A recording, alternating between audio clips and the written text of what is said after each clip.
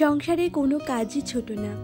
আমরা যদি সংসারের কাজগুলোকে মন দিয়ে ভালোবেসে করতে পারি তাহলে দেখবে সংসারের কাজগুলো খুব সহজেই করা যাবে, আবার গুছিয়েও করা যাবে। আর সংসারের প্রত্যেকটা কাজ করার আগে আমাদের একটু প্ল্যান করা খুব দরকার। সুপ্রভাত বন্ধুরা, কেমন আছো তোমরা সবাই? আই হোপ তোমরা সবাই খুব ভালো আছো আর সুস্থ আছো। আর আশা করছি আজকের ভিডিওটা দেখতে তোমাদের খুব ভালো লাগবে। আর আজকের ভিডিওটা তোমাদের কেমন লাগলো সেটা আমাকে কমেন্ট করে অবশ্যই জানিও বন্ধুরা। আর তোমাদের প্রত্যেকের কমেন্ট পেলে আমার কিন্তু ভীষণ ভালো লাগে, আর আমি আমার কমেন্টের মধ্যে তোমাদের প্রত্যেকের নাম অবশ্যই নেব। আর তোমরা কে কোথা থেকে আমার ভিডিওটা দেখছো সেটাও কমেন্ট করে জানিয়ে দিও। তো দেখো, ওইদিকে রান্নাবান্নাটা কমপ্লিট করে নিয়েছি আর তারপরে চলে এসেছি ঘরে। আর সোনা মা যেহেতু শুয়েছিল তাই ঘরের বিছানাটা তোলা হয়নি, আর ওই ফাঁকে রান্নাটা করে নিলাম আর কি। তো সমস্ত রান্নাই কিন্তু আমার কমপ্লিট হয়ে গেছে, তাই দেখো এখন নিশ্চিন্তে কিন্তু এই বিছানাটা তুলে নেব। আর বিছানা তুলতে কিন্তু বেশ অনেকটাই সময় লাগে, তো ধীরে সুস্থেই তুলে নিচ্ছি। আর এইদিকে দেখো আমার কত নাতিপুতি, এইসব সোনামায়ের কাজ জানো না, কোথায় আমার চাদর, কোথায় ওর জামা, মানে যা পাবে, মানে আমার ওড়না হোক, ওগুলোর মধ্যে পুতুলগুলোকে জড়িয়ে টড়িয়ে পেঁচিয়ে রাখবে। একটা ছোট্ট বাচ্চাকে যেভাবে পেঁচিয়ে টেঁচিয়ে রাখা হয় না, দেখবে ঠিক সেরকম জানো না। আর আমার এত হাসি লাগে না মাঝে মাঝে, যে কি বলবো।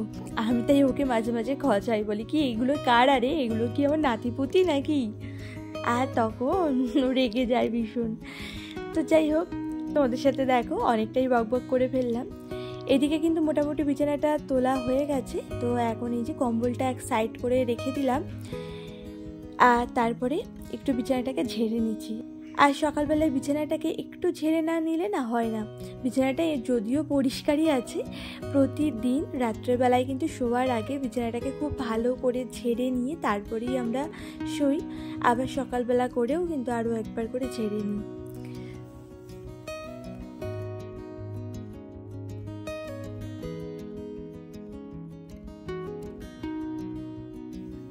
আর এইদিকে দেখো, এটা কিন্তু ওই যে শ্রী হনুমানজি আর শ্রী রামের কিন্তু এর মধ্যে অনেক কীর্তন আছে, মানে গান লেখা আছে, তাও আবার হিন্দিতে। তো যদিও আমি হিন্দি সেরকম একটা পড়তে পারি না, মানে হিন্দি মোটামুটি একটা পড়তে পারি, আর হিন্দি কথা তো অবশ্যই বুঝতে পারি। তো ভালো করে যেহেতু পড়তে পারি না বলে পড়তে তো পারছি না বইটা, ওই জন্য বইটা না প্রতিদিন একবার করে দেখি আর প্রণাম করি। তো যাই হোক, ওইদিকে দেখো বইটা সাইড করে রাখলাম। আর ওয়ার্ড্রপের উপরটা না একটু এলোমেলো, মানে অগুচালো হয়েছিল, তো সেটাই একটু গুছিয়ে রাখলাম আর কি। মানে ওয়ার্ড্রপের উপরে তো সেরকম একটা জিনিস নেই, তো যেটুকু জিনিস আছে একটু সাজিয়ে গুছিয়ে রাখলাম। আর তারপরে দেখতেই পেরে যে টিভিটাকে একটু ভালো করে ডাস্টিং করে দিলাম। আর এই কাজটা তো আগে 2-1 দিন অন্তর অন্তরই করা হতো, তো বেশ কিছুদিন ধরে না আমার সেরকম একটা ঘরের জিনিসপত্র ক্লিন করা হচ্ছিল না। তো ভাবছি কি আবারও সেই আগের মতো করে 2-1 দিন বাদ দিয়ে না ক্লিন করে নেব। আর এতদিন শীত ছিল, তার উপরে আমার শরীরটা অতটাও ভালো ছিল না, পরপর 2টো অপারেশনও আমার হয়েছিল অনেক বড় বড়। তো যাই হোক, এখন মোটামুটি আগের থেকে একটু ভালোই আছি। তো এরপরে দেখো এই এক এক করে আবার কাজগুলোতে হাত দিতে হবে। আর এই ঠান্ডার জন্য কিন্তু সেরকম একটা না কাজ ঠিকভাবে করাই হচ্ছিল না, সত্যি কথা বলতে। তো যাই হোক, এদিকে দেখো ফ্রিজ, আলমারি এক এক করে কিন্তু মুছে নিলাম। আর এদিকে শোকেসটাও দেখছি বেশ অগোছালো হয়ে আছে।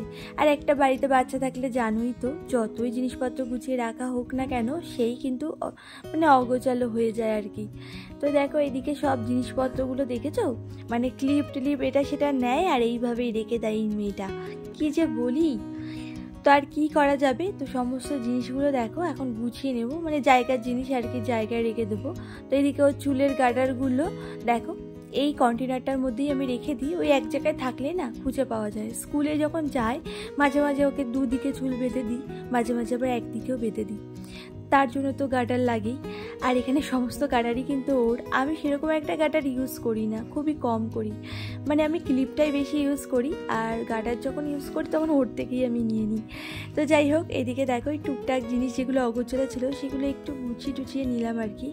আর এই যে ড্রয়ারটা দেখছো, তো ড্রয়ারের ওই নিচটাতে না আমি ঘরের প্রত্যেকটা জিনিস মানে যেটা দিয়ে ডাস্টিং করি আর কি, তো সেটা ভালো করে ঝেড়ে টেড়ে ওখানেই রেখে দিই, তাহলে সহজে খুঁজেও পেয়ে যাই। আর যখন পরিষ্কার করব মনে করি তখন খুঁজতে অতটাও অসুবিধা হয় না আর কি।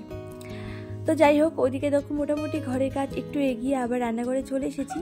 ওই রান্নাঘরের টুকটাক জিনিস একটু গুছিয়ে নিলাম, আর সাথে তোমাদের দাদাভাইকেও কিন্তু খেতে দিয়েছি, সেটা তোমাদের সাথে শেয়ার করা হলো না।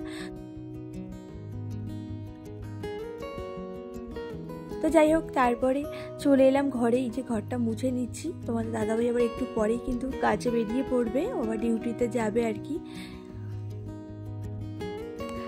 তো বন্ধুরা, এই পর্যন্ত আজকের ভিডিওটা কেমন লাগলো আমাকে একটা কমেন্ট করতে একদম ভুলো না কিন্তু। আর ভালো লাগলে আমার চ্যানেলটিকে সাবস্ক্রাইব করে আমার পাশে থেকে যেতে পারো।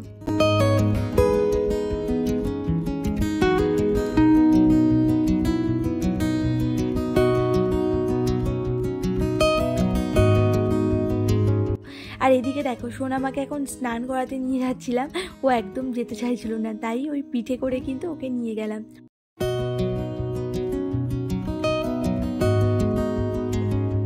তো যাই হোক, এরপরে দেখো স্নান করিয়ে ওকে কিন্তু এখন একটু জামা কাপড় পরিয়ে রেডিও করিয়ে দিয়েছি। এখন আবার মাথাটা আঁচড়ে দিচ্ছি। তো চুলটা তো একদমই আমাকে আঁচড়াতে দেয় না, ওর মানে চুল আঁচড়ালে ওর নাকি খুব লাগে। তো এদিকে দেখো চুল আঁচড়াচ্ছিলাম, ও কিন্তু কেমন মুখটা করে আছে দেখেছো।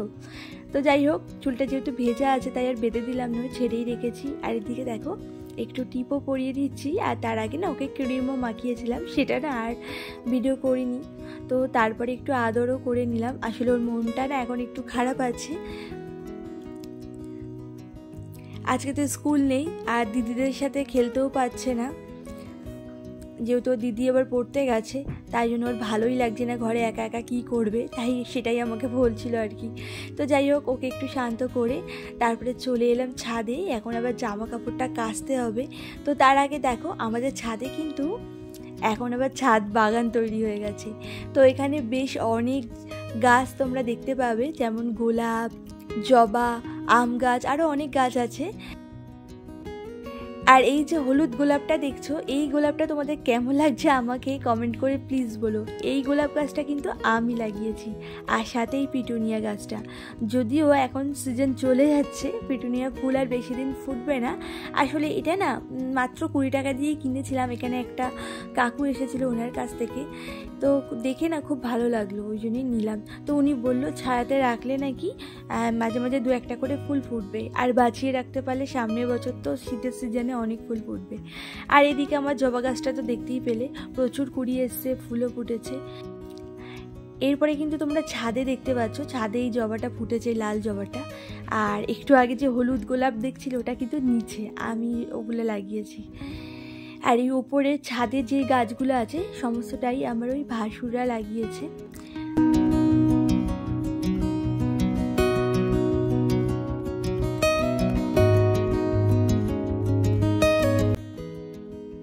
তো যাই হোক, এদিকে দেখো সমস্ত জামা কাপড় কেচে নেওয়া হয়ে গেছে, এখন এক এক করে জামা কাপড়গুলো ধুয়ে নিচ্ছি। আর তারপরে এক এক করে কিন্তু সমস্ত জামা কাপড়গুলো মেলে দেব। সকাল থেকে কিন্তু একের পর এক অনেক কাজ থাকে, আর সব কিছু তো ভিডিও করা সম্ভব হয় না, তাই তোমাদের সাথে সবটা শেয়ার করতে পারি না। তো যতটা ভিডিও শ্যুট করি ততটা কিন্তু তোমাদের সাথে শেয়ার করি। জানি না তোমাদের কেমন লাগে আমার ভিডিওটা, তোমরা যদি আমাকে একটু কমেন্ট করে জানাতে না খুব ভালো লাগতো। আগে তো তোমরা অনেক বন্ধুরা আমাকে কমেন্ট করতে, এখন তো অনেকেই কমেন্ট করো না। জানি তোমরা অনেকেই আমার ভিডিওটা দেখো, ফুল ওয়াচও করো, তো তোমরা প্লিজ আমাকে একটু কমেন্ট করে জানিও গো তোমাদের কেমন লাগলো আমার ভিডিওটা, তাহলে আমার ভীষণ ভালো লাগবে। তো যাই হোক, ওইদিকে ছাদে দেখতেই পেলে অনেক জামা কাপড় সব মেলে দিয়েছি, আর তারপরে যে নিচে চলে এসেছি। তো এদিকে বাসন মাজার সাবানটা তো শেষ হয়ে গেছিলো, তো একটা না ওই যে ভীম যে সাবান আছে সেটা আনা হয়েছিল 10 টাকা দামের ওটা। তো ওই 10 টাকা দামের ওটা না আগেও একবার আনা হয়েছিল, তো গোটা যদি ওইভাবে রেখে দিই ওটা না তাড়াতাড়ি শেষ হয়ে যায় দেখি, ওই জন্যই এটা কি করলাম বলো তো, একটু ভেঙে নিলাম, মানে অর্ধেক করে নিলাম। তো অর্ধেক করে নিলে না বেশ অনেক দিন পর্যন্ত যায়। তো যাই হোক, এরপরে দেখো এই বাসনগুলো এখন এই সাবানটা দিয়ে মেজে নেব। আর মোটামুটি কিন্তু অনেক বাসনই পড়েছে।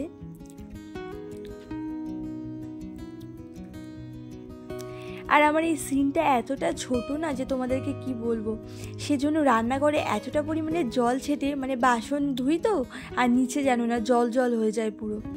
আর রান্নাঘরটা যতক্ষণ না মুছতে পারি ওই জন্য একদমই শান্তি পাই না, মানে এতটা জল জল থাকে তো দেখতেও কেমন লাগে বলো তো, আর গা যেন ঘিন ঘিন করে, ওই জলের মধ্যে পা দিয়ে না কোনো কাজই করতে পারি না। তো মাঝে মাঝে ঘরে পরার একটা জুতো আছে, তো সেটা পরে করি, আবার মাঝে মাঝে না জুতোটা পরতেই ভুলে যাই, তার ওই সময় সবসময় না হয় না। তো যাই হোক, এদিকে দেখো বাসন টাসন মেজে ওই যে গামলাটার মধ্যে জল ঝরাতে রেখে দিয়েছি, আর তারপরে এই যে গ্যাস ওভেনটাকে এখন স্কচ ব্রাইট দিয়ে ভালো করে মেজে তারপরে এই যে রান্নাঘর মোছার যে টাওয়েলটা আছে তো সেটা দিয়ে একটু ভালো করে মুছে নিচ্ছি আর কি। আর স্কচ ব্রাইট দিয়ে ওভেনটাকে মাজলেই বেশ চকচক করে, যেহেতু এটা স্টিলের বেশ ভালো পরিষ্কার হয়। আর আমার ওভেনটা না আগে আরও বেশি চকচকে ছিল, তো মাঝখানে একবার না ওই লিকুইড দিয়ে রান্নাঘর পরিষ্কার করার সময় ওই লিকুইডের জলগুলো ছিটে ছিটে ওভেনের উপরে পড়েছিল, তো কালো স্পট পড়ে গেছিলো পুরো। তো এইভাবে কিন্তু রোজ স্কচ ব্রাইট দিয়ে মাজতে মাজতে অনেকটা স্পটগুলো দূর হয়েছে, এখন তাও অনেকটাই আমার ওভেনটা পরিষ্কার হয়ে গেছে জানো তো। তো যাই হোক, এরপরে দেখো রান্নাঘরের সমস্ত জিনিস সরিয়ে সরিয়ে মুছে নিচ্ছি। তো এই উপরের তাকগুলো আগে মুছে নেব, তারপরে নিচটা ভালো করে মুছে নেব।